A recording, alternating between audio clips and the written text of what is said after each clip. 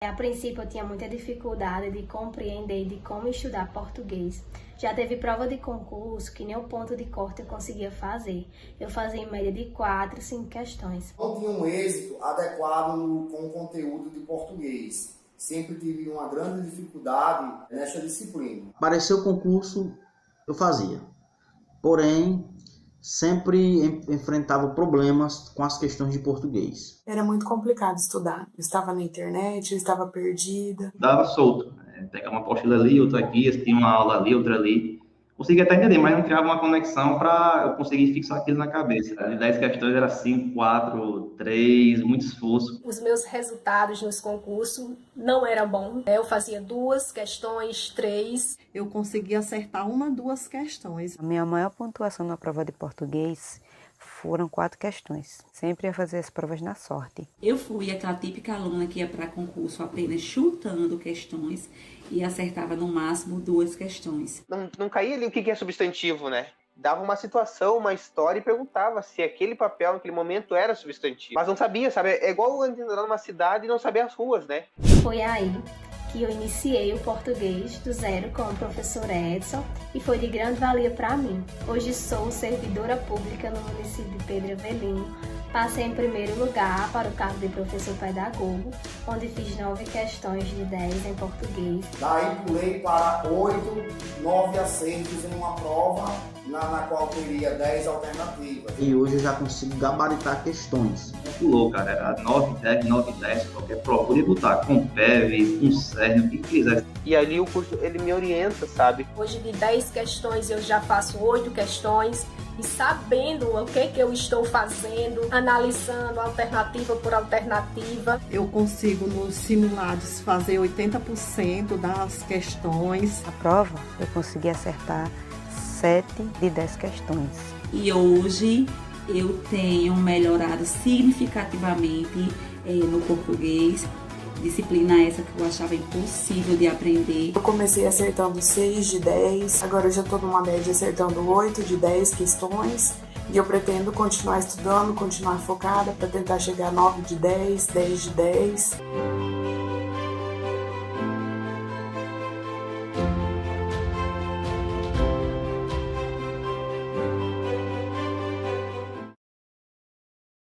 E aí, pessoal, boa noite. Boa noite, boa noite. Estamos ao vivo com mais uma aula aqui no canal Português com Edson. Eu sou o professor Edson e aqui a gente discute as dicas, as estratégias para te ajudar a sair do básico ao avançar em português de qualquer banca examinadora. Estamos então com mais um evento gratuito, né? Que é o Imersão em Sintaxe. Uma semana com 5 aulas gratuitas, já estamos agora na aula 2. E essas aulas têm por objetivo mostrar a vocês os padrões de cobrança nos textos e como você pode utilizar as técnicas para conseguir aumentar os seus acertos nas questões de compreensão, interpretação e diversos outros conteúdos. E essa maratona é para você que está começando do zero, é para você que sente muita dificuldade com a interpretação, você que acha que as questões de concurso eu vou conseguir responder apenas com uma leitura que eu realizo igual ao dia a dia, e quando na verdade existem técnicas e estratégias de análise de textos que turbinam, que aumentam os seus acertos, aumentam a sua assertividade. Pessoal, ontem na aula 1 eu falei sobre ideia central e sobre propósito comunicativo, né? Ideia central é a ideia que está no topo, é a palavra-chave que mais se repete. E aí quando você começa a aprender de fato, né, o português para concursos, que é totalmente diferente do português do ensino médio, que é o português da faculdade, por exemplo, você começa a perceber que há um padrão que é comum se repetir nas questões de concursos, né? E que você consegue, de fato, colocar em prática. Beleza? Então, um abraço aí a vocês que estão acompanhando. Galera, o que é que vocês acharam da aula 1 de ontem, né? O que é que vocês acharam aí? Coloca aí nos comentários. Galera do Instagram, corre pro YouTube para acompanhar a aula também, certo? E o meu foco é esse, trazer um conteúdo que realmente faça a diferença na trajetória de vocês, alunos. Ó, professor, na última prova da Petrobras, passei e acertei 17 questões. Então, acertou 17 de 20. Foi o que me ajudou e muito na nota para alcançar a aprovação. Porque, galera, português faz todo o diferencial. Né? Faz todo o diferencial porque a galera, na maioria das vezes, tem uma dificuldade tremenda. Então, quando você vai para a prova atingindo ali 80% de acertos, você já vai estar ali disputando com a galera que vai realmente, de fato, ser aprovada. Assim, muito obrigada. Fechei a prova de português. Né? Gratidão pelas aulas e principalmente pela atenção. São esses os resultados de quem coloca o método em prática. Porque eu sempre falo, nada adianta você se comprometer, participar das aulas, das 5 aulas gratuitas, de braços cruzados, sem anotar nada e principalmente sem colocar o conteúdo em prática. A metodologia ela é focada 100% em questões. Tem teoria? Tem, mas as aulas são focadas 100% em fazer você conseguir acertar as questões. Então você tem que praticar, galera. Saiu da aula aqui, faça uma prática, pratique, coloque em prática o que você está dominando, porque do que você está assistindo, porque é a repetição do que nós estamos trabalhando que você vai ficar expert. Não, eu disse a vocês na aula de ontem que existem questões de texto que eu respondo em 30 segundos, em 1 minuto. Por quê? É por puro achismo? Não, é porque com o tempo, por eu ter praticado muito e muito tempo, né, colocando em prática esse meu conteúdo, que eu desenvolvi ainda mais a habilidade de responder a questões. E vocês também. Agora vocês têm que se permitir. Você dizer, olha, a partir de hoje eu me permito. Você tem que se permitir a colocar isso em prática. Não pode ficar apenas na teoria. Tem que praticar. Você tem que sentar e colocar. Porque a resposta é A, porque a resposta é B. E assim a gente vai caminhando rumo a um nível mais avançado em português nos concursos públicos. Beleza? Ó, mais um resultado aqui, ó. Passando para agradecer a você, fiquei em 5º lugar em Currais Novos. Não sei se você lembra do rapaz que pediu uma dica na porta da escola. Pois bem, essa dica me ajudou muito. Se Deus quiser, serei chamado. Estávamos em Currais Novos, realizamos a prova, um aulão de véspera em Currais Novos, Rio Grande do Norte. Né? E eu estava na escola, e aí teve um rapaz que me reconheceu e perguntou, pediu uma dica. E aí eu dei uma dica final assim, voltada para a FUNSERN. Ele está dizendo, um rapaz que pediu uma dica na porta da escola.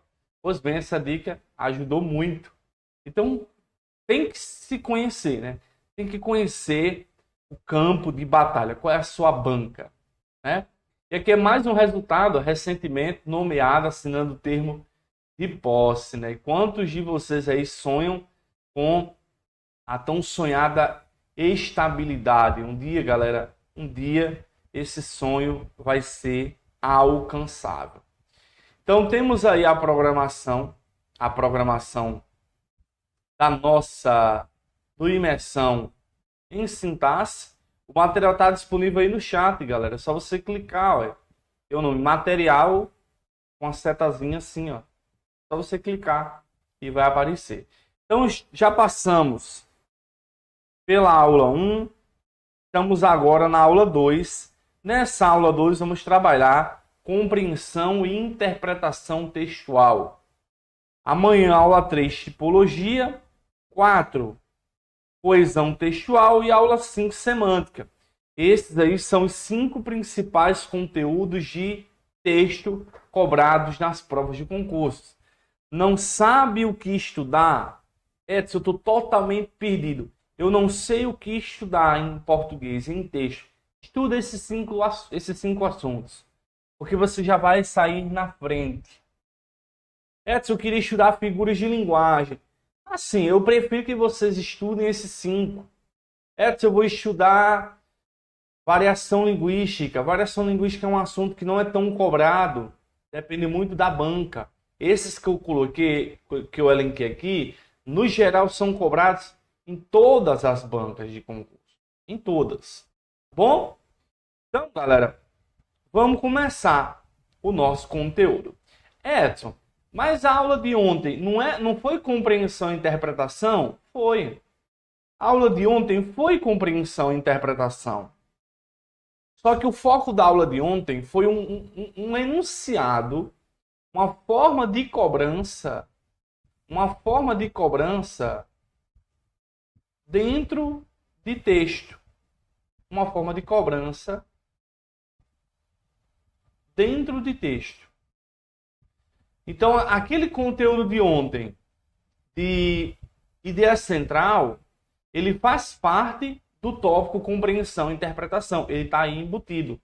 No geral, a maioria das bancas costuma cobrar a ideia central do texto. O material está fixado no chat do YouTube, viu, pessoal? Ok? Então, assim, vamos lá entender. Eu lembro que quando eu estudei para concursos, eu havia aprendido assim, que a interpretação ela está no texto, ou seja, ela está explícita, expressa, e que a interpretação ela está fora do texto. Havíamos aprendido assim.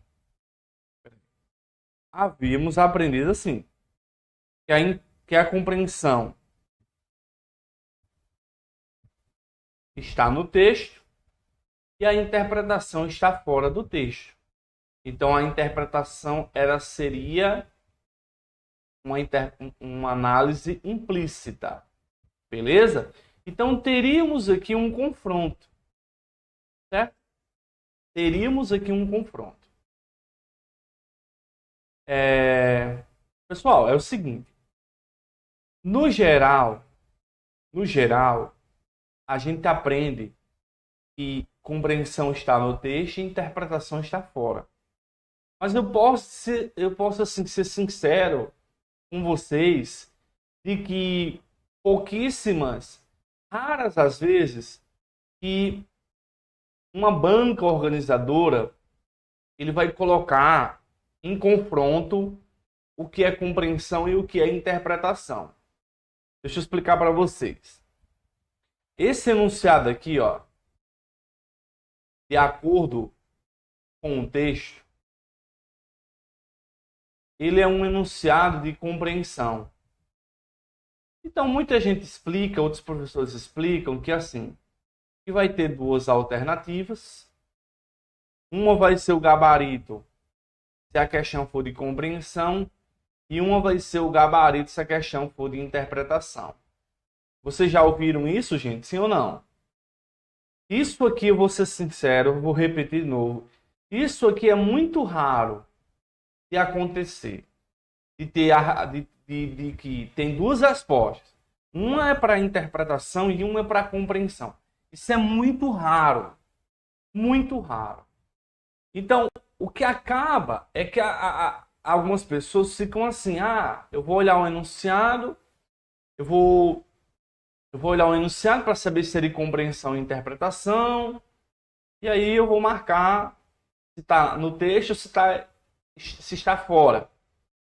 Sendo bem sincero, na maioria das vezes, as questões não cobram essa diferença. Na maioria das vezes, o que a banca organizadora quer é que você marque a opção correta de acordo com o texto. Certo? Ok? Então, basicamente, o que a questão quer é isso. Marcar a opção que está de acordo com o texto. E aí vocês vão se perguntar, eu consigo afirmar isso de acordo com o texto? E aí, lembrando da aula de ontem, na aula de ontem eu falei para vocês de alguns erros. Um dos erros era ler o texto primeiro. Então aqui, o nosso papel primeiro é ir para a questão para entender o que é que a questão está cobrando, para depois voltar lá no texto. Então, primeiro vem a questão para depois você analisar o texto. Assim, outro erro comum é a questão da extrapolação. Você extrapolar os limites da interpretação textual. É você ir além. Edson, então, como é que eu resolvo questões envolvendo interpretação e compreensão? Compreensão vai ser os enunciados, segundo o texto, de acordo com o texto, conforme o texto. Né? Interpretação tem muito a ver com infere-se, conclui-se, depreende-se, né? Conclui-se, subentende-se. Só que, no geral, o que é que nós vamos fazer? Nós iremos responder as questões pelo método de comparação. Iremos responder as questões com base no método comparativo. Como é que funciona o método comparativo? Eu vou ter aqui o meu texto. Eu tenho um texto. E aqui eu tenho uma questão. Certo? Aí tem lá a letra A, a letra B, a letra C, a letra D. Certo? Só para vocês entenderem. Então, o meu papel é fazer assim. Por exemplo, aqui na A, ele vai dizer assim: apenas o Brasil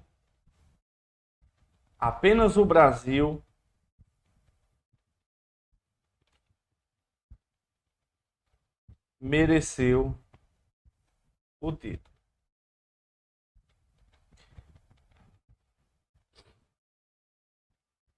Em 1993, nasceu o professor Edson. Nasceu o professor Edson.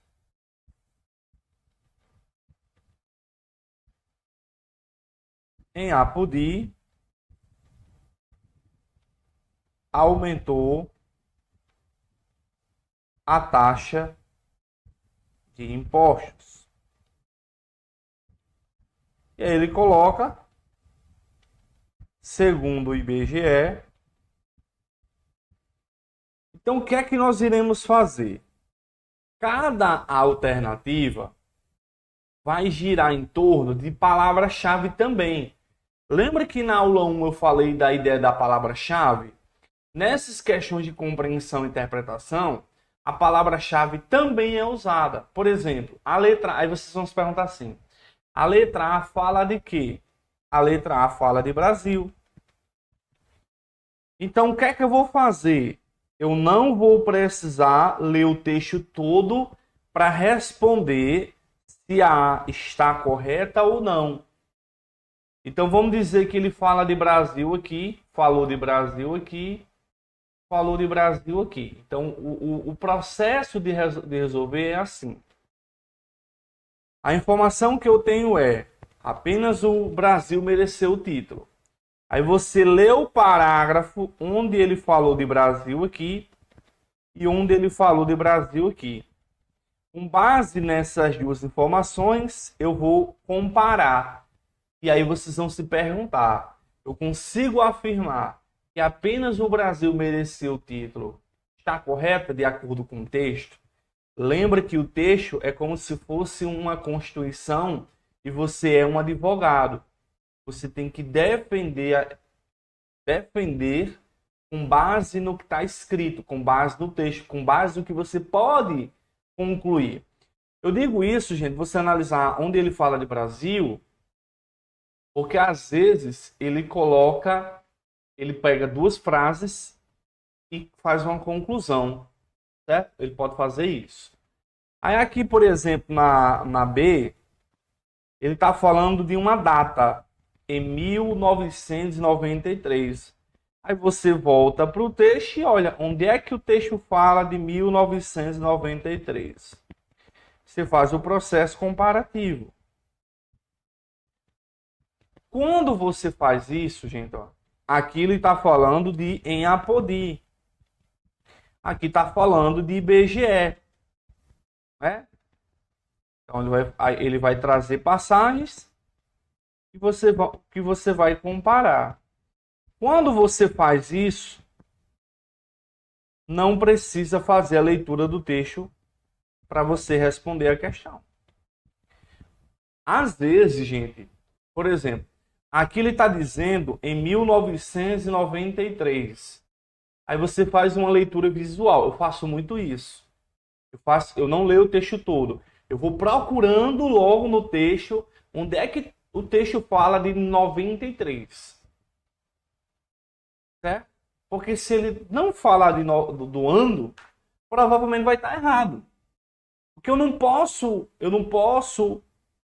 no geral, eu não posso usar o meu conhecimento de mundo para extrapolar o texto. Se o texto não fala de 93, eu não posso afirmar isso. Então, lembre que a questão busca uma leitura de acordo com o texto. Certo? Então, é muito comum isso acontecer. E outra coisa, gente. Cuidado. Cuidado para você não se deixar influenciar. Às vezes eu já peguei questões que a alternativa ela é uma coisa muito bonita. Eu vi uma alternativa que dizia assim, que era um texto, aí a alternativa dizia assim: a escola tem o papel de mostrar o caminho do sucesso ao aluno. Se eu perguntar a você, gente, a escola tem esse papel de mostrar o caminho do sucesso ao aluno? Se eu te perguntar agora, você vai dizer provavelmente que sim. Só que aí, às vezes, ele joga uma alternativa utópica, uma coisa filosófica bem bonita. Aí você vai e marca. Só que você tem que lembrar que a resposta é de acordo com o texto, não de acordo com sua convicção político-religiosa. Só o fato de você melhorar esse entendimento, você já consegue distinguir isso na hora da prova. Agora, gente, isso aqui é um teste de paciência, né? É você, fala de Brasil, eu vou voltar ao texto, onde é que o texto fala de Brasil? E fazer essa comparação, tá bom? Então vamos para as questões, colocar em prática esse nosso conteúdo. Pessoal, lembrando que primeiro vamos para a questão. Essa questão 1 é uma questão com base na aula de ontem. Principal objetivo do texto, né? Ideia central, principal objetivo do texto, é óbvio que eu vou analisar, que eu vou responder a questão 1 com base em quê? Em palavra-chave. Então eu olho alternativa por alternativa. Olha A. A diz avaliar os efeitos negativos. A fala de efeitos negativos do uso indiscriminado e irresponsável da inteligência artificial. O foco do texto é avaliar os efeitos negativos. Olha B. Alertar sobre a necessidade de a sociedade criar mecanismos de defesa para uso indiscriminado da inteligência artificial. A C diz apresentar soluções para extinguir os problemas advindos do uso da inteligência artificial. E D. Criticar a ausência de legislação brasileira que proteja os cidadãos do uso pornográfico. Lembra que se a ideia central é o foco do texto, né? Eu tenho que pegar a palavra-chave que é o foco. Por exemplo, se eu marcar de o foco do texto é a pornografia. O que é que eu tenho que lembrar? Ele pode falar de pornografia lá no texto, só que para descer a resposta, o termo, o uso, a pornografia tem que estar em evidência lá no texto. É isso que nós vamos buscar. Então, eu leio a questão primeiro, destaco as alternativas e vou para o texto, lendo o texto por meio de quê? Palavras-chave. Quando eu for ler aqui, o título, lembrem que ele é importante, né? Lembra? Para a ideia central, o título é importante, o primeiro parágrafo é importante, o segundo parágrafo é importante e o último. No título do texto, ele traz já a palavra inteligência artificial e ele traz a palavra perigos. Perigos da inteligência artificial. Aí vamos ler.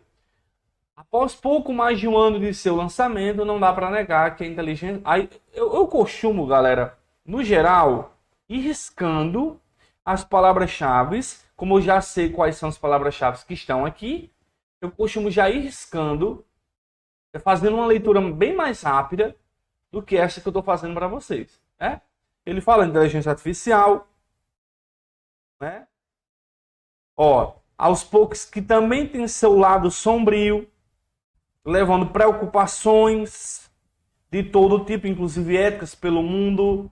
Galera, nesse primeiro parágrafo, eu tiro como palavra-chave inteligência artificial, lado sombrio e preocupações.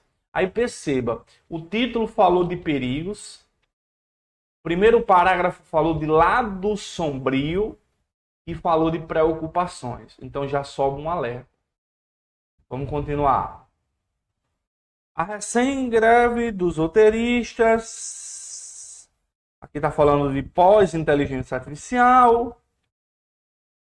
Aí está falando dos trabalhadores, inteligência artificial. Uso indiscriminado. Uso indiscriminado é uma palavra-chave que está lá em alguma questão, tá? Né?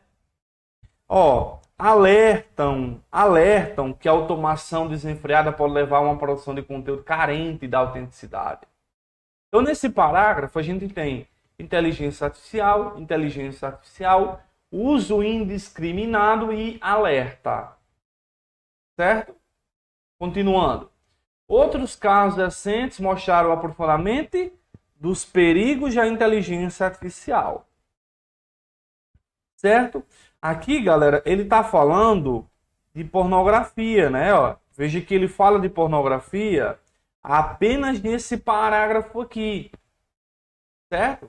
Então, veja, para eu marcar a D como correta, a palavra pornografia tem que estar em evidência, não é o foco. Aqui ele está usando apenas como um exemplo, entendeu? Apenas como um exemplo. Ó, aqui ele usou, ó, pornografia, né? Aqui ele usou. Aqui ele usou também. Aí aqui diz, ó, legislação. Falta ainda ao Brasil uma legislação. Tem uma alternativa que ele fala de legislação, né? Ausência de uma legislação. O foco do texto é dizer que há uma ausência de legislação. Ele falou, né? Ó, aí aqui ele diz, ó, é preciso que existam regulamentações rigorosas e mecanismos claros de responsabilização pelo uso da IA.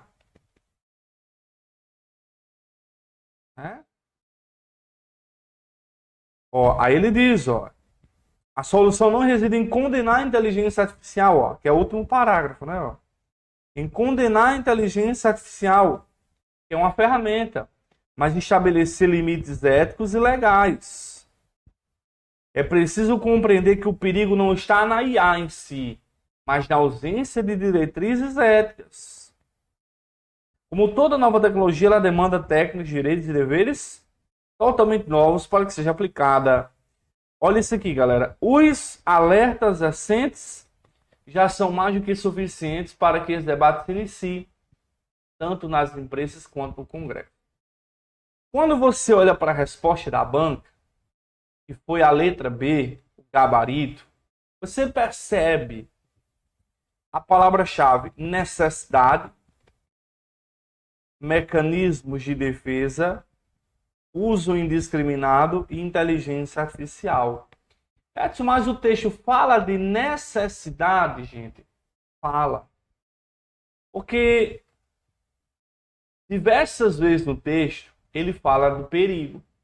Perigo, lado sombrio, preocupações, uso indiscriminado, alertam, perigos.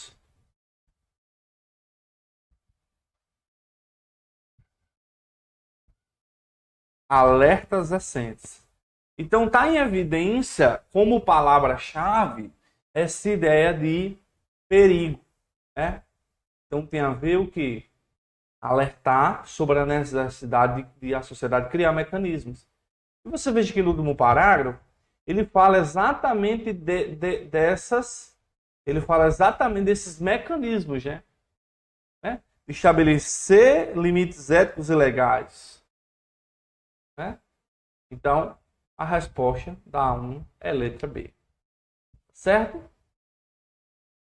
Vamos para a 2. A 2 também é sobre tema central. Ó. Tematiza. Né? Então, ele quer a ideia central. Beleza?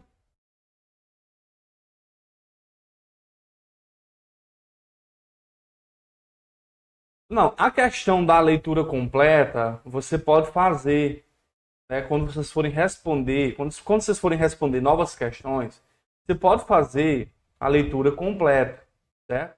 Mas aqui não dá para eu ler o texto ao todo.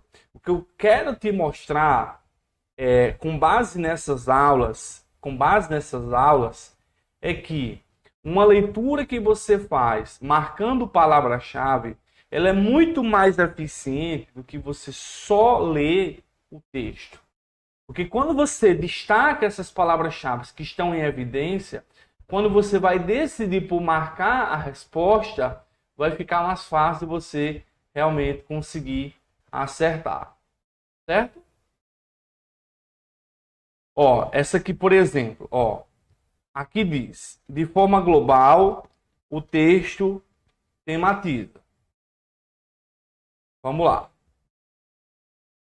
Vocês teriam marcado a aqui. Avaliar os efeitos negativos do uso indiscriminado e irresponsável da inteligência artificial. Mas, gente, vamos comparar A com a B. Compara. De acordo com as palavras-chave que eu destaquei, o que é que está mais em evidência? É a parte que ele fala dos perigos.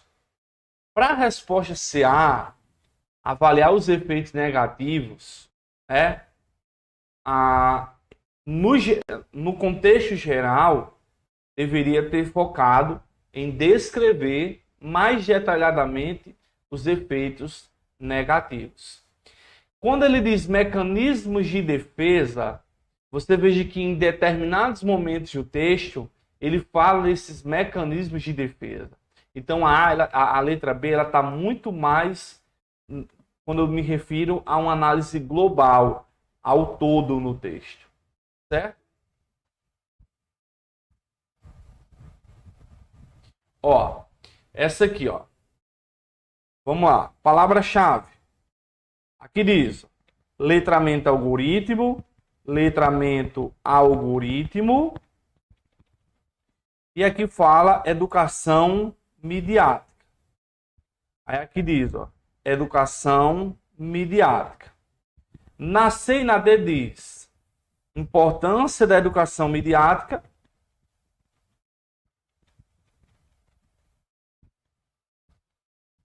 Ó, educação midiática. Vamos comparar. Eu tenho a A e a B e a C e a D. Na A e na B, eu estou falando de duas coisas, X e Y. Ó, na A e na B. eu estou falando de letramento algoritmo e estou falando de educação midiática. Na letra C e D, eu estou falando só de uma coisa, educação midiática. Com isso, eu já vou fazer uma leitura com qual premissa? Esse texto, o tema dele envolve letramento e educação midiática, ou o texto é focado apenas na educação midiática? Porque quando você for ler e destacar as palavras-chave, já vai ficar mais fácil você responder se o texto foca em duas ou em uma coisa. Vamos fazer a leitura geral. O título do texto é Letramento Algoritmo. O título, lembra que ele é de suma importância. É assim?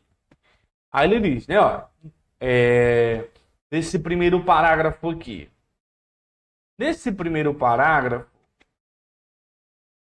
ele está falando, né, dos últimos anos, avançamos bastante no entendimento da necessidade urgente de construir a autonomia dos jovens para que atuem nos ambientes informacionais da sociedade com segurança, ética e responsabilidade. Aqui ele diz no primeiro parágrafo, ele fala de educação midiática. A educação midiática apresenta-se como forma mais eficaz e sustentável de lidarmos com desinformação. Então, esse primeiro parágrafo, ele está focando em educação midiática. Certo? Vamos ler o segundo. No segundo, ele já passa a falar de algoritmos. Os algoritmos. Além dos conteúdos que circulam nas mídias, há também a parte mais opaca dos ecossistemas de comunicação, os algoritmos. Então, nesse parágrafo, ele já está falando de quê? De algoritmo. Então, vamos lá. A nossa análise é para perceber se o foco do texto é só educação midiática ou é algoritmo e educação midiática. Porque se assim for, já vamos conseguir eliminar duas alternativas. Continuando. Quando eu olho para o próximo parágrafo, eu tenho o quê? Eu tenho inteligência artificial. Inteligência artificial, computação, está ligada a quê? A algoritmo. É assim? Ligada a algoritmo. E aqui no próximo ele fala educação midiática, letramento, algoritmo crítico. Ele já está falando. Continuando, aqui está falando de algoritmo, inteligência artificial. Está falando sobre isso. Falando sobre esses dois temas. Aqui ele fala educação midiática. Gente, eu estou resolvendo dessa forma, certo? Por questões de tempo, não dá para eu ler o texto, até porque tem muita informação aqui que é desnecessária. Lembra que o meu foco aqui é perceber se o texto fala de duas ou de uma coisa só. Vocês já perceberam que o texto está abordando duas coisas, letramento e educação midiática. Ou seja, aqui a gente já iria eliminar na prova duas alternativas. Agora ficou mais fácil, porque a diferença de um para o outro é se é uma forma de aperfeiçoamento ou se é uma forma de controle. É isso que a gente vai se preocupar depois. E aí, a depender da questão, vai exigir uma leitura mais aprofundada. Né? Mas, aqui está falando de educação midiática. Está falando de inteligência artificial. Quando você faz uma leitura visual. Certo? Aqui está falando de tecnologias. Aqui está falando de educação midiática. Educação midiática. Inteligência artificial aqui também. Beleza? Então vamos lá. Eu pergunto a vocês. Vocês conseguiram compreender que, com base na estratégia, cada texto vai ter uma estratégia específica, né? Vai depender muito do grau de complexidade. Mas vocês entenderam qual foi o meu raciocínio? Porque lembra, se a ideia central é o que tem mais recorrência, Se eu marcasse C ou D, eu estaria tirando a parte de inteligência artificial, algoritmo, de jogo. Mas é uma palavra-chave que está em evidência. Está em evidência. E aí ficou o quê? 50% de chance de se acertar. Se é uma forma de aperfeiçoamento ou se é um mecanismo de controle. No caso, a resposta vai ser A. Né? Você vai ver, eu vou só procurar, mas tem uma parte no texto que ele fala dessa parte de aperfeiçoamento e não de controle, propriamente dito. Né? É até mesmo que diz, a educação midiática deve ir além de construir as habilidades de acessar, avaliar e criar mensagens. Né? Deve abranger também uma compreensão mais profunda da dinâmica complexa e muitas vezes oculta entre os indivíduos, as mídias e os sistemas tecnológicos que moldam o nosso mundo. Então está falando da questão da ideia de que o letramento algoritmo é uma forma de aperfeiçoamento da educação midiática. Né? Porque diz também que sem a capacidade de identificar e agir sobre esses sistemas, nos tornamos vulneráveis aos efeitos da desinformação. Então a resposta dessa questão foi a opção de letra A. Então, no geral, tá? Uma questão como essa foi cobrada num grande concurso a nível nacional, né? Muita gente, enquanto ficaria perdendo mais tempo para responder, dava para responder com estratégia por meio de palavra-chave também. E como eu disse, a leitura geral você pode fazer, mas tem muita informação aqui que ela é irrelevante para marcar uma questão como essa aqui. Pronto. Aí a questão 3, ela já é uma questão que é sobre comparação. A questão 3, com o enunciado de acordo com o texto, já é uma questão que vai exigir de você comparar o que está na alternativa e o que está no texto. Por exemplo, aqui, ó, a letra A diz, eu vou colocar aqui de laranja, a letra A diz educação midiática. A B fala algoritmo. A C fala da não neutralidade. E não neutralidade, aqui fala de atitudes extremistas. Veja que ele especifica, não são quaisquer atitudes, são as extremistas. Aqui tem tecnologias. Aqui está falando de onipresente. Então, são informações que eu vou buscar lá no texto. Então, vou comparar. Aqui está dizendo que a educação midiática é a única forma. É a única.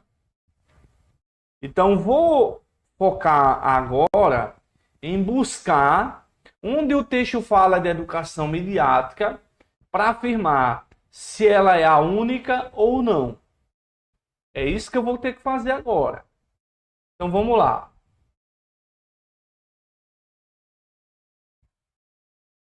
Veja que eu só preciso ler essa linha aqui para marcar se aquela informação está correta ou incorreta. Aqui diz que a educação midiática apresenta como forma mais eficaz. Aí eu vou comparar se está igual ou se está diferente. Forma, gente, educação midiática apresenta-se como forma mais eficaz. Aqui ele está dizendo que é a única forma. Aqui está falso. Não é a única forma. É a forma mais eficaz. Então você veja que eu só precisei localizar onde é que o texto fala dessa informação para marcar se está verdadeiro ou falso. A letra B está dizendo que os algoritmos sempre contribuem para incentivar engajamentos direcionados a influenciar simpatizantes de atitudes extremistas. A palavra-chave também aqui é o sempre, que eu vou buscar se é sempre. Então vou voltar ao texto para onde ele fala de extremistas, ó, atitudes extremistas. Veja que é uma palavra bem específica. Atitudes extremistas. Atitudes extremistas.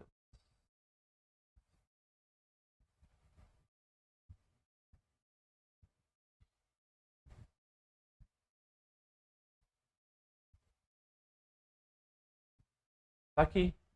Extremistas. Ó. O texto fala de extremistas aqui. Aí aqui ele diz assim, ó. Esses algoritmos, muitas vezes. A questão está dizendo o quê? Que os algoritmos sempre. Olha como uma palavra-chave matou a questão. Os algoritmos sempre contribuem. Falso. Muitas vezes contribuem. Certo? Muitas vezes é diferente de sempre. Aí a C está falando da não neutralidade. Então vou buscar a informação onde ele fala de não neutralidade. Aqui, ó. As tecnologias não são neutras e incorporam valores daqueles que as criam. Tecnologias não são neutras. Edson, mas o texto fala da não neutralidade. A palavra não neutralidade tem relação semântica com não são neutras. Né? Essa aqui foi a resposta correta.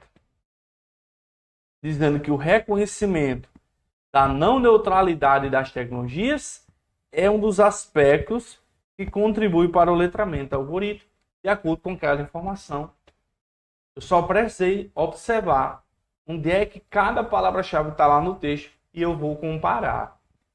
Aqui na D está dizendo de onipresente, dizendo que ela é totalmente onipresente.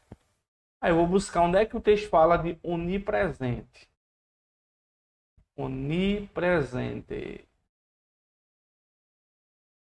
Ele diz aqui, discreta e totalmente onipresente. Onipresente, ela fala por aqui.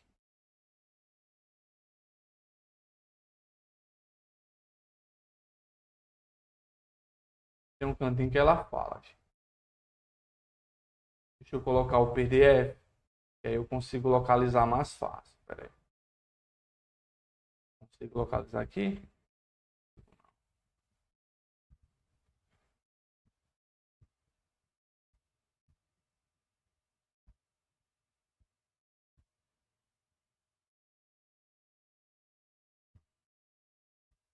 Agora que eu lembrei que o computador não está funcionando. O teclado não está começando. Ó, teve uma pessoa que comentou. Eu fui eliminando pelas palavras restritivas presentes nas alternativas. Beleza, mas assim... Eliminar... Eu já vi gente falando assim. Onde tem sempre, todos, totalmente, único, eu elimino. Eu prefiro que essa estratégia que você usou, você faça em último caso. Em último caso. Porque se o autor tivesse dito que a educação é a única forma eficaz, ela seria a resposta. Então, gente, um estudo para concursos, a depender da banca, ela sabe que a galera vai eliminando palavras restritivas, às vezes ela coloca uma palavra restritiva como resposta. Né? Tá no quinto parágrafo, né? 1, 2, 3, 4, 5. Tá falando daqui. Ó, lá diz totalmente onipresente, que diz quase, ó, quase onipresente. Quase onipresente. Por isso que eu disse que é um teste de paciência. Mas vale a pena, galera. Porque enquanto tem gente que não vai nem tentar responder essa questão, vai tentar responder essa questão com base numa leitura superficial, você vai direto, consegue acertar a questão. Ó, eu vi, ó, a FGV, por exemplo, eu vi uma questão da FGV de compreensão que a palavra a resposta correta tinha a palavra apenas. Então, assim, eu teria muito cuidado de você que disse assim, eu vou responder eliminando as palavras que dão ideia total e restritiva.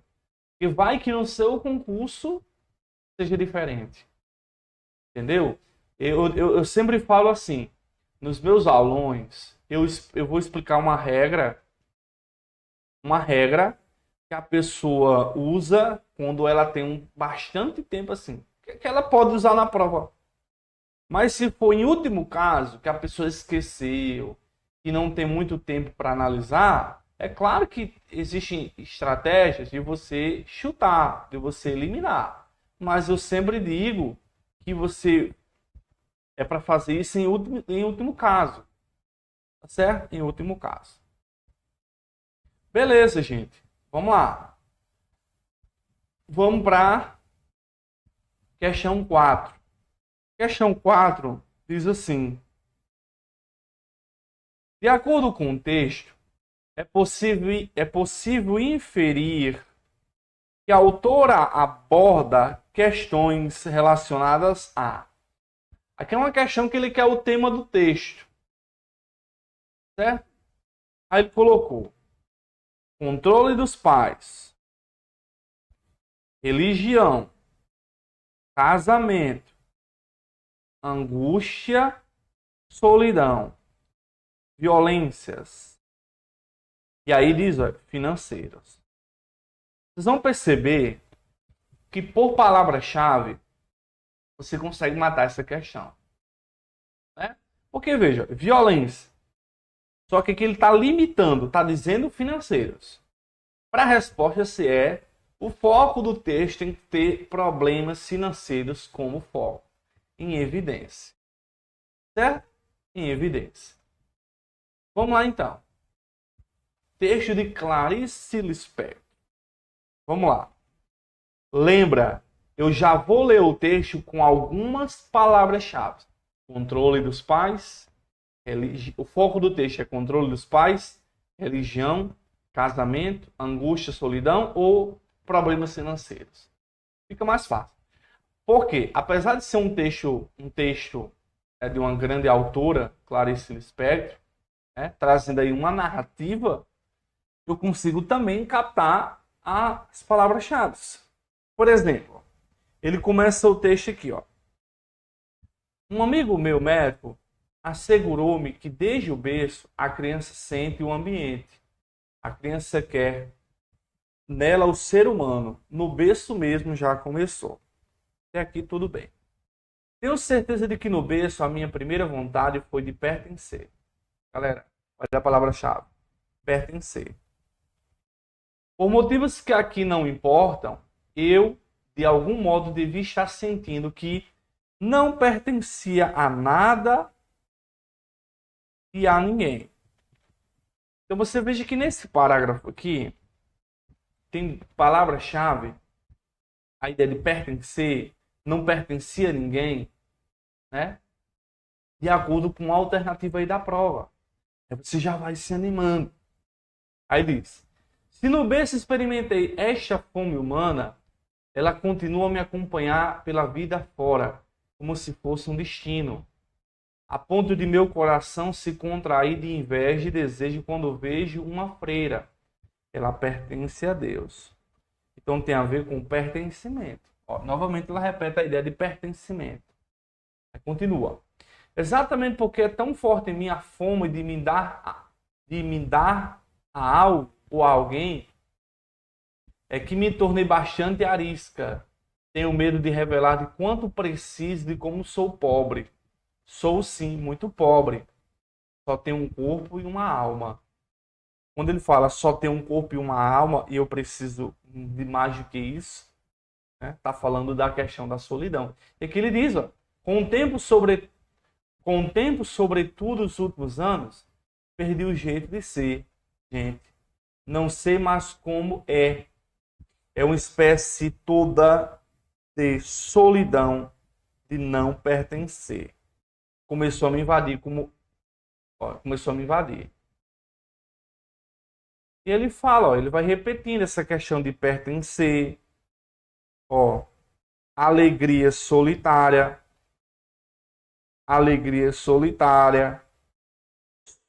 solitárias às vezes, pertencimento, né? Vocês vão conseguindo observar. Pertencer, ó, no último parágrafo ele falou, ó, no último não, nesse parágrafo falou pertencer,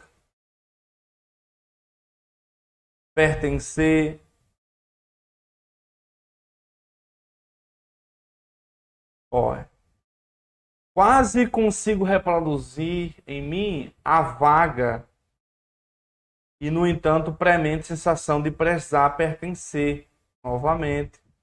Por motivos que nem minha mãe nem meu pai podiam controlar. Eu nasci e fiquei apenas nascida.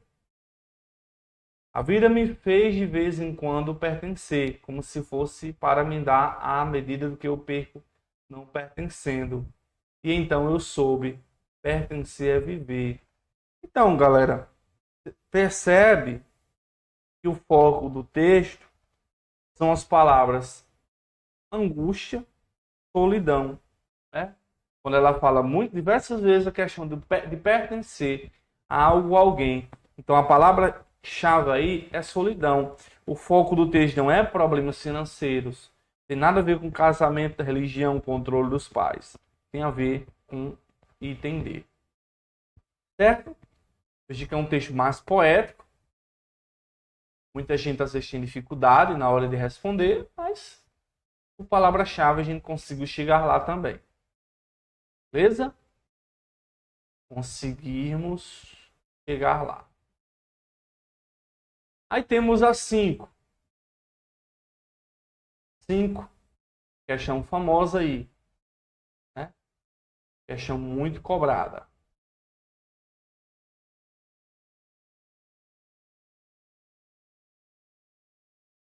Vamos lá. Ó. O autor da frase defende a ideia de quê? Aquele que é a ideia central. Né? Ele deu, essa questão é da FGV, só para vocês entenderem como é que ela cobra.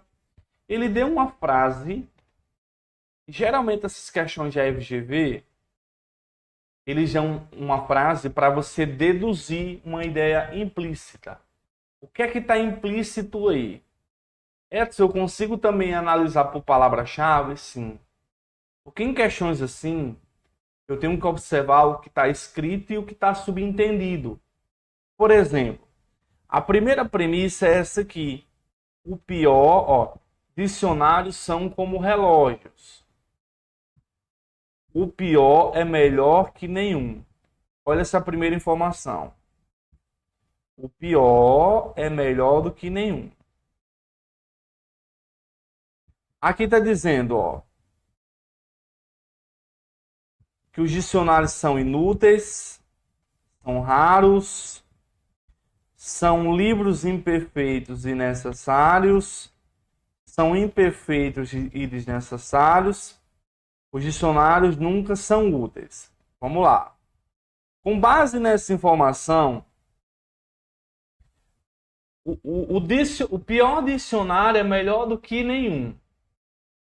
Com isso eu afirmo que é melhor ter do que não ter. É assim? Então isso está dizendo o quê? Que eles nunca são úteis, utilidade? Não. Se o pior é melhor que nenhum, é essencial ter. É completamente inútil? Não. Não está falando de raridade. Se o pior, galera, é melhor que nenhum, tem a ver, ó, com a palavra-chave necessários. São necessários. Se é melhor ter um ruim do que não ter nenhum, é porque ele é necessário. E quando ele diz agora que nem do melhor se espera que seja totalmente exato, nem o melhor do dicionário, que está outra informação, nem do melhor se espera que esteja totalmente exato. Tem a ver com a ideia de imperfeitos. Né? Eles não são perfeitos, são imperfeitos. Se o melhor dicionário espera-se que ele não seja totalmente exato, é porque ele é imperfeito. Então você percebe que nessa abordagem, você lê um fragmento e você vai dizer assim, eu consigo afirmar que eles são necessários? Consigo. Com base em qual informação? O pior é melhor que nenhum. Eles são livros imperfeitos? Sim. Com base em qual informação? Porque quando ele diz que nem do melhor se espera que seja totalmente exato, é porque os dicionários não são perfeitos, e sim imperfeitos. Entendido, gente? Entendido aí, né?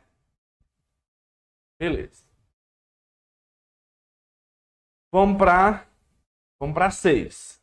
A 6 diz assim: de acordo com o texto. De acordo com o texto, questão de compreensão textual. Né? Como é que nós vamos fazer? A diz: cresce mais a proporção de pessoas vivendo em casas. Então, de acordo com o texto, cresce mais a proporção de pessoas vivendo em casas. Então, vou buscar a informação onde ele fala que cresceu a proporção de pessoas que vivem em casas. A B diz: aumenta a tendência pela preferência de moradia em prédios. Então, a B está falando de moradias em prédios. A C diz que a estabilidade na escolha por casas e apartamentos. E a D, reduziu-se o número de pessoas que escolhem apartamentos. Aqui está dizendo que reduziu-se quem escolheu o apartamento. Então, é voltar para o texto para responder. Certo? Vamos lá. Aqui está, olha, você percebe que tem muita informação, né? Tá trazendo aí dados, como eu sempre digo. É focar no que a questão está pedindo. Sua obrigação não é decorar aqui 70 mil pessoas a mais, 3 mil, 3 milhões. Tem gente que fica perdendo tempo tentando decorar esses percentuais. O nosso papel é descobrir se cresceu a proporção de pessoas vivendo em casa, se a tendência é por moradia em prédio, se há estabilidade ou se reduziu quem escolhe apartamento. O texto vai me dizer isso. Vamos lá.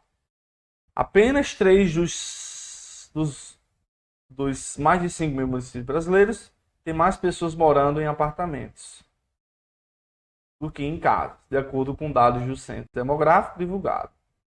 Aí está dizendo quais são as cidades. São essas as 3 cidades que abrigam mais habitantes em apartamentos do que em casa. Apesar de 80% da população brasileira morar em casas, há uma crescente tendência de viver em prédios. Hoje são 25,2 milhões de pessoas vivendo em apartamentos. Olha essa informação. Há uma crescente tendência de viver em prédios.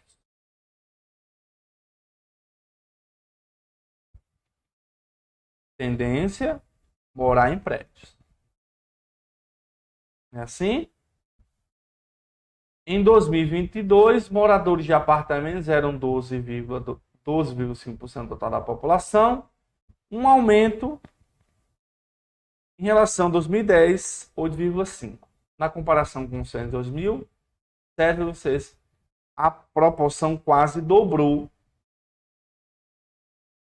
O índice maior do DF, já no Piauí a situação é inversa, 95% residem em casas.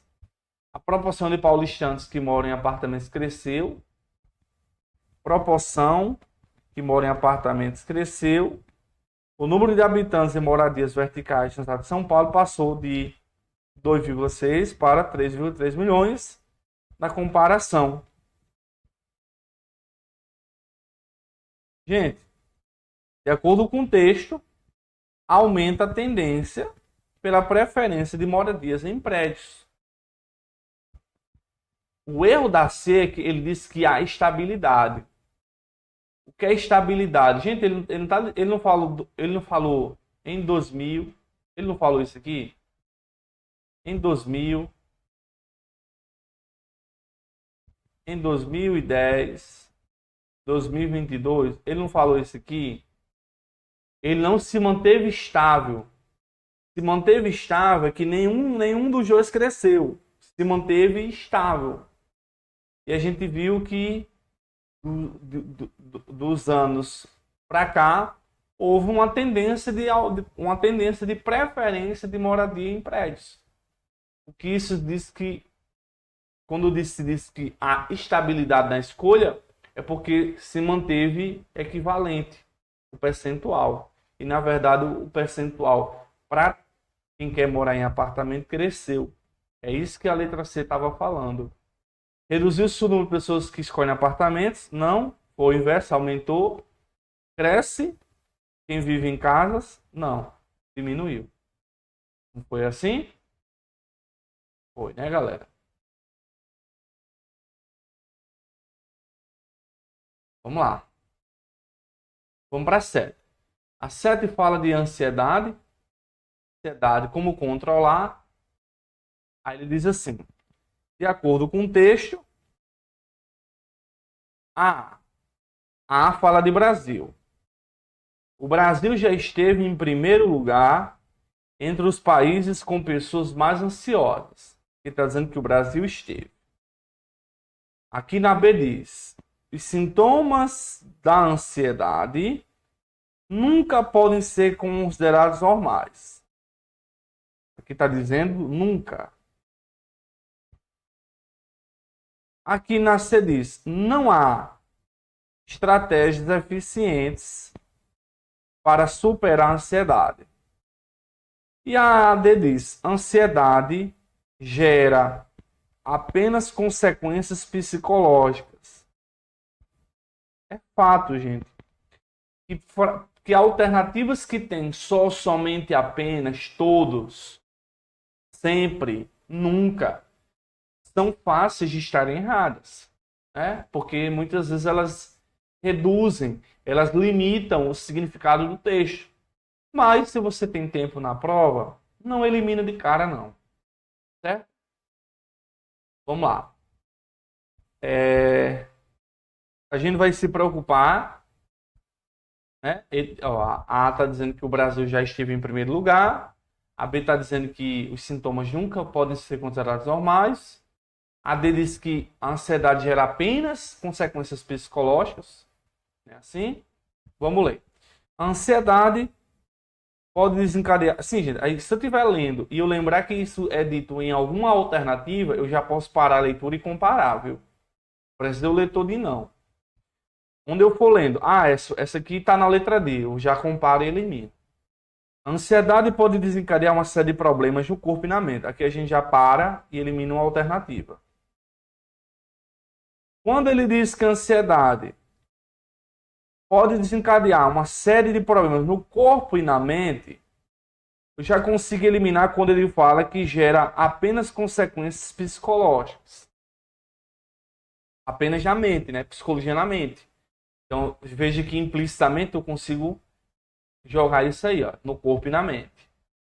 Por isso é fundamental encontrar meios eficazes de controlá-la. Já eliminamos uma. Todos os dias somos expostos a diversas situações que podem causar ansiedade. A entrevista de emprego, a apresentação de um projeto, uma prova importante ou mesmo a necessidade de falar em público podem causar essa sensação de nervosismo. E isso é normal. Aqui está dizendo o que, galera? Nunca podem ser considerados normais. Tá errado, né? Nunca não. Está dizendo, ó, isso é normal. No entanto, há pessoas que sofrem com transtorno de ansiedade, caracterizado pela sensação excessiva de preocupação e medo até diante das situações mais simples do cotidiano. Assim, não é de hoje que esse distúrbio se faz presente na rotina dos brasileiros. Em 2017, a Organização Mundial apontou a população do Brasil como a mais ansiosa do mundo. Cerca de 20 milhões de pessoas afetadas. Por isso, deixamos uma lista com 10 atitudes que podem ajudar no controle da ansiedade. Aí ficamos em dúvida aqui. Não há estratégias eficientes para superar a ansiedade. Se ele diz 10 atitudes que podem ajudar no controle da ansiedade, né? Há estratégias sim. A resposta da questão foi a alternativa de letra A. Né? Beleza? O Brasil já esteve em primeiro lugar entre os países com pessoas mais ansiosas. De acordo com a informação, né? A população do Brasil como a mais ansiosa do mundo, com cerca de 20 milhões de pessoas afetadas. A informação está aí presente do fragmento. Certo, gente? Letra B diz que os sintomas nunca podem ser considerados normais. Não, tá errado aí. E isso é normal. Quando ele fala que isso é normal, nunca pode ser considerados normais, tá falso. E a 8. Depreende-se. Depreende-se é uma questão de interpretação. Né? Você percebe que a interpretação ela é mais difícil do que a compreensão. Porque, no geral, a interpretação ela é a base de conclusões, inferências quanto ao texto. Mas, no geral, os dois eu consigo olhar pela palavra-chave. É que, assim, aqui eu tenho uma compreensão. Isso aqui é a compreensão. Né? É o que está escrito. Né? A interpretação é uma camada adicional. É uma camada que eu adiciono aqui, ó, a mais. Só que eu não posso ir além disso, não. Porque para eu afirmar x aqui, esse x tem que ser com base em y. Então, esse x que eu afirmo tem que ser com base em uma informação que está escrita. Certo? Vamos ler. Vamos lá. Há que tempo que não te vejo, não foi por querer, não pude. Nesse ponto, a vida me foi madrasta, Recife. Ó, Recife aqui é um vocativo. Ó. Ele está conversando diretamente com Recife. Mas não houve dia em que te não sentisse dentro de mim. Nos ossos, nos olhos, nos ouvidos, no sangue e na carne. Não como és hoje.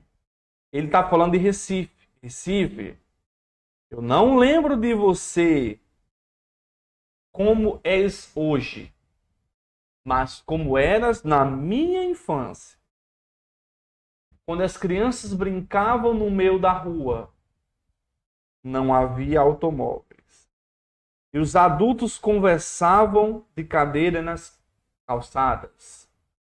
Continuavas província, Recife. Difícil, né, gente? E aí? Enaltecimento da modernização.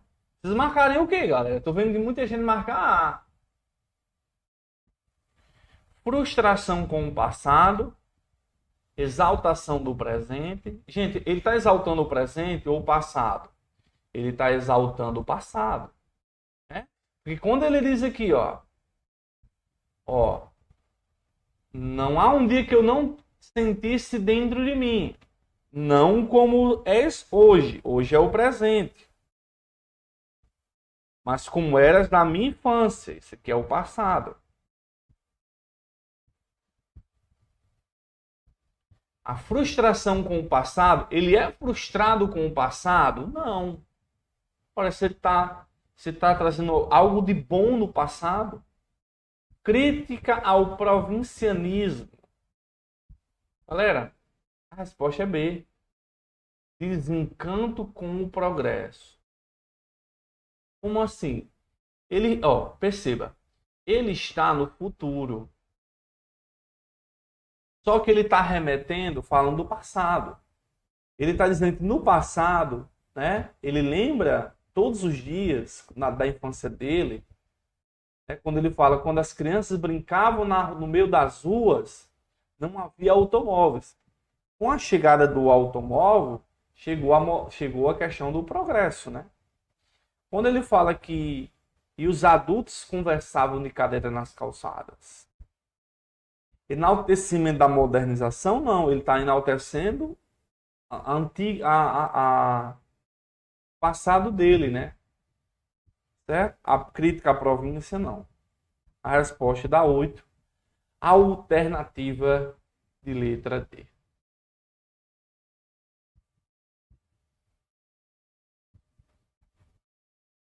Beleza? Tem mais uma questão, é?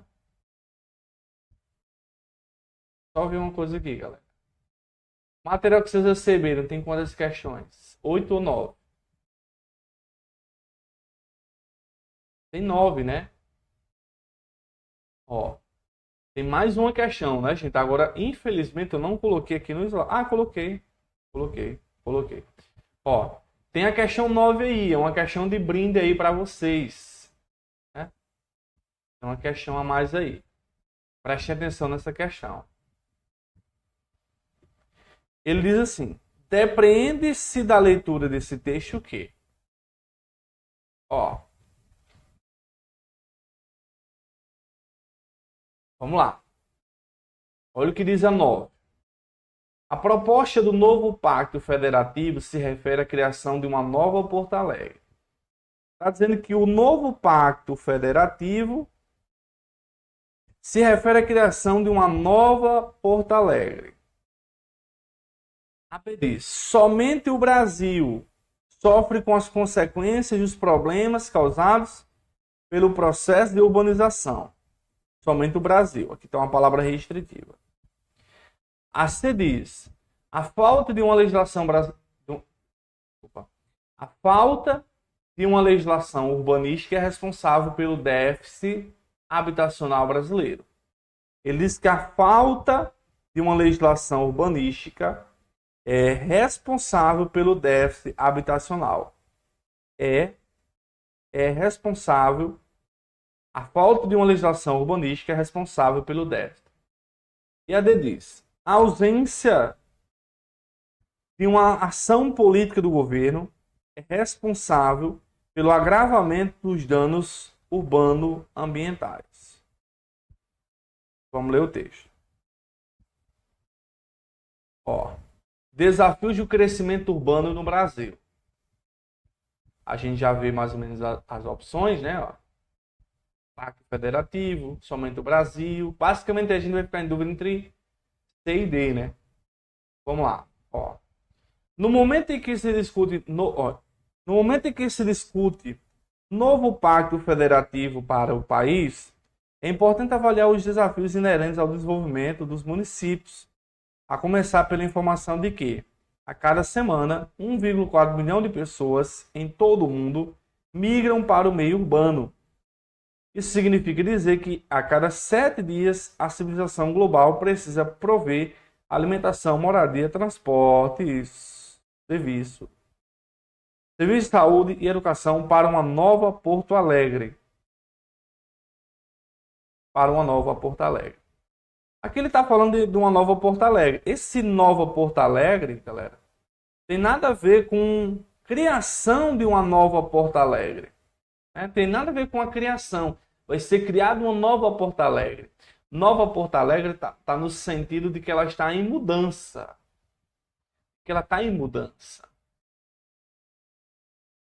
Aí é que diz: o fulminante ritmo da urbanização e crescimento populacional que acontece nas cidades, além dos problemas intrínsecos à dificuldade de atender às necessidades básicas dos indivíduos e famílias, pode sobrecarregar... Aqui não tem nada a ver. Tem, ó. Pode sobrecarregar as capacidades locais, contribuindo para aumentar o risco de ocupações desordenadas e desastres naturais. Estou falando aqui dos desastres. Aí ele diz: invasões, loteamentos clandestinos, sem nenhum tipo de infraestrutura, queimadas, obstrução e poluição de rios e córregos, desmatamento sem compensações, são alguns dos efeitos colaterais da incapacidade de resposta do Estado, que provocam graves danos urbano-ambientais. Está dizendo que provocam graves danos urbanos-ambientais. Aqui está dizendo, galera, que a incapacidade de resposta do Estado provoca graves danos urbano-ambientais. Incapacidade de resposta, né? Aí a D diz, ó, a ausência de uma ação política do governo é responsável pelo agravamento dos danos urbano-ambientais. Essa aqui é a resposta. A ausência, né? Porque aqui não está falando? A incapacidade de resposta do Estado. Se é uma incapacidade de resposta, é uma ausência do Estado. Os problemas inerentes ao acelerado crescimento das populações urbanas são mais graves nos países em desenvolvimento. Galera, aqui está dizendo que afeta só o Brasil, né? Somente o Brasil sofre as consequências. Falso. Porque aqui está dizendo que os problemas são mais graves nos países em desenvolvimento, entre eles o Brasil. Então não é só no Brasil, né? Aí a gente poderia eliminar. Já iríamos eliminar. Aí ele continua. Aqui, como em outras ações, a demanda mais premente refere-se ao déficit habitacional. Trata-se de prioridade, pois a habitação digna é o portal da cidadania.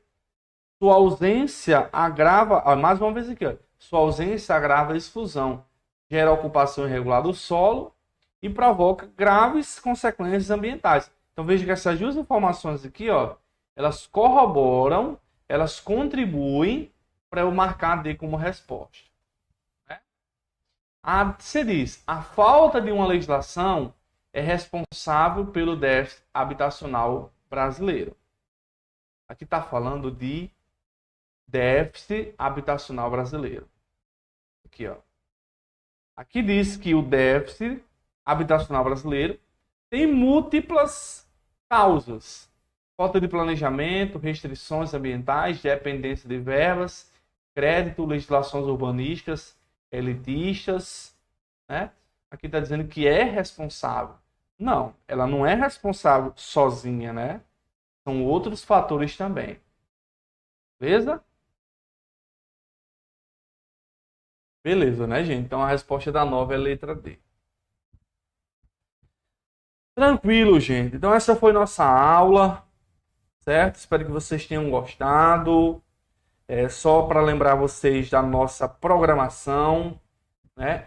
Amanhã vai chegar a aula 3. A aula 3 vai ser sobre tipologia textual. Na verdade, sendo sincero, quem for fazer prova domingo agora e já colocar em prática essa maratona, já vai aumentar os acertos.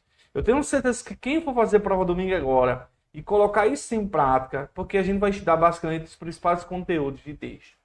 Eu tenho certeza que no domingo de tarde vai dizer assim, professor, aquela imersão em interpretação de texto que você ministrou, ela me salvou. Eu acertei 2 ou 3 questões a mais, só com base nessas aulas do imersão em interpretação textual. Então, galera, amanhã às 20 horas é a nossa aula 3, tipologia textual. Quinta-feira, coesão textual. E sexta é o conteúdo de semântica. Isso mesmo, o nível vai subir. Amanhã a aula é mais complexa, é mais difícil do que a aula 1 e a aula 2. Beleza, gente?